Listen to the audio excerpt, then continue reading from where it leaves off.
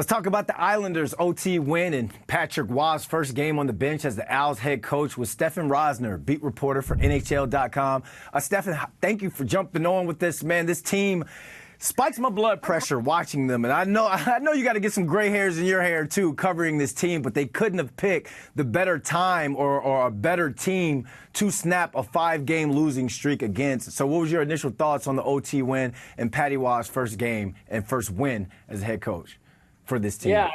Yeah, you look at just from morning skate on out, the energy, the passionate guy that Waugh is when he was a player, when he was coaching with the Avalanche, when he was coaching in the Quebec Major Junior Hockey League. I mean, he is fire. And I said it yesterday, but Lou Lamoriello wanted fire, and he bought a flamethrower. I mean, this guy was screaming at the players during morning skate, during basic drills, stopping the drills, pointing out every little thing he wants to fix. And then you come to the game where the game wasn't perfect, nor should they have expected that the Islanders' system and their flaws are just going to evaporate with Waugh being here. But the biggest thing was effort.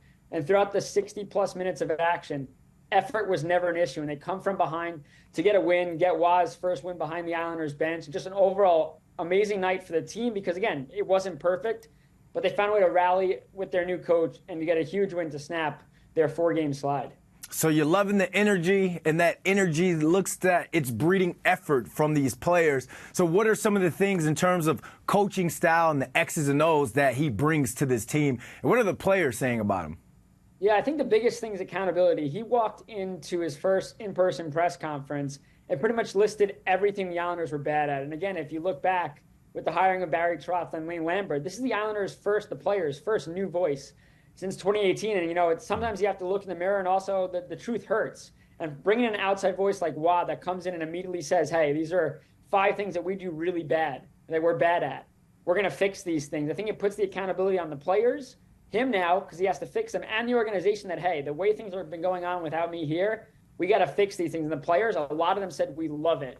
Again, it's intense. It's different. It's much more vocal and loud than they had under Lane. But a lot of the guys said, we love this. We love the way he's coaching. He's like he's playing the game with us. You saw him last night walking up and down the bench, screaming. He was following the play up the ice, following the players back. And he chose the right times to cool off a little bit, let the players play. And I think they really respected how much he just wanted to win. And that fueled them, and they got the win for themselves for sure. But they wanted to win for him because they know how much he cared. And not that he cared more than them, but again, you're coming after a terrible road trip where a coach gets fired, need a response, and Waugh got the response out of his players last night.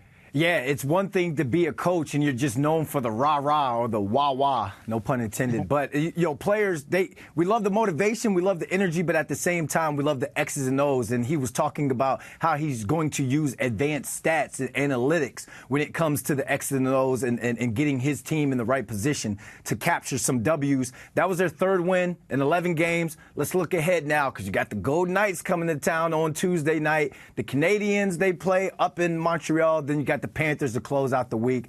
How big of a week is it for this team to make up some ground in terms of points in the Metro Division?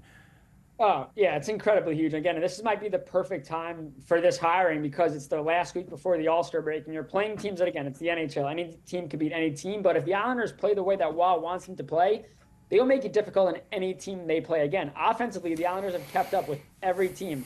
The problem was their defensive issues. They can clean that up. This is going to be a tough team to play. You look at Vegas, they're going to be on the second of a back-to-back. Aiden Hill's projected to start against the Islanders. He hasn't played since December 17th. So a tired team with a goalie who's rusty.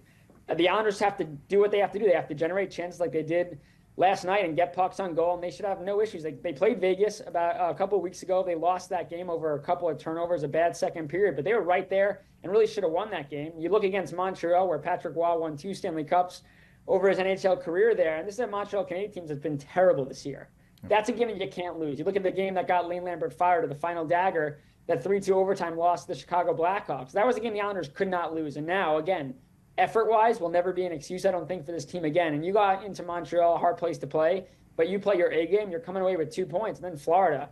It's a team that the Islanders already beat December 2nd, 4-3 win without Matthew Barzal in their lineup. Their best player was out. They held a lead, which had been a major issue. So they already know that they could beat Florida this year.